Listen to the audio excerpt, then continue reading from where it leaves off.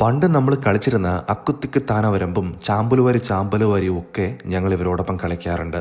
ഇവരെന്തൊക്കെ ചെയ്യുന്നുണ്ടോ അതിനെല്ലാം കൂടെ ഇരുന്ന് സപ്പോർട്ട് ചെയ്യാറുമുണ്ട്.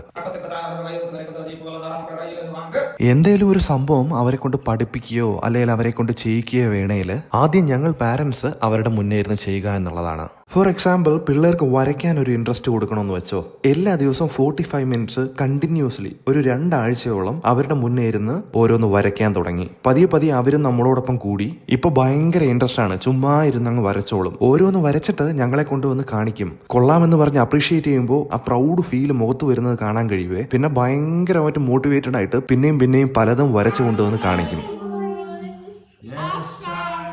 ചിലപ്പോൾ ഒരു പൂജയൊക്കെ വരച്ചു കൊണ്ടുവന്നിട്ട് ആനയാന്നൊക്കെ കാണിക്കും. ആ സമയത്ത് നമ്മൾ ജഡ്ജ് ചെയ്യാനേ പാടില്ല. ആ കൊള്ളാലോ എന്ന് പറഞ്ഞ് അവരെ എൻകറേജ് ചെയ്യുക. എന്നിട്ട് ആന എങ്ങനെയാണ് എന്നുള്ളത് കറക്റ്റായിട്ട് വരച്ചു കൊടുക്കുക. അങ്ങനെയല്ല എന്ന് പറയുന്നതിന് പകരം ഇവിടെ നമ്മൾ നോക്കേണ്ടത് ഒന്ന് മാത്രം, ഇവർ കണ്ടിന്യൂസ്ലി ചെയ്യുന്നുണ്ടോ എന്നുള്ളതാണ്. വരയ്ക്കുന്ന കാര്യം ഒരു എക്സാമ്പിൾ പറഞ്ഞു എന്നേ ഉള്ളൂ. അതെന്തോ ആയിക്കോട്ടെ, നമ്മൾ ഒരിക്കലും അവരെ ഫോഴ്സ് ചെയ്യാൻ പാടില്ല. അവരുടെ മുന്നേ ഇരുന്ന് നമ്മൾ അങ്ങ് ചെയ്യുക. അത് കണ്ടിന്യൂസ്ലി ഒരു മിനിമം 2 വീക്സ് എങ്കിലും. ഇവിടെ ഞാൻ ട്രിഗർ ചെയ്യാൻ ശ്രമിക്കുന്നത് ഹാബിറ്റുവേഷൻ എന്ന് പറയുന്ന ഒരു മെത്തേഡാണ്. അവരെ കൊണ്ട് റിപ്പീറ്റഡ്ലി ചെയ്യിപ്പിച്ച് അവരുടെ ഡേ ടു ഡേ ആക്ടിവിറ്റീസ് ആക്കുവാണ്. ഞാൻ അവരുടെ അടുത്ത് മൊബൈൽ വെച്ചേക്കുന്നുണ്ടോ, അവരത് തൊടത്തേയില്ല. അങ്ങനെ ഞങ്ങൾ അത് പഠിപ്പിച്ചെടുത്തേക്കുവാണ്. എന്റർടൈൻമെന്റ് പേർപ്പസിന് വേണ്ടിയിട്ട് ഇത് യൂസ് ചെയ്യാറേ ഇല്ല.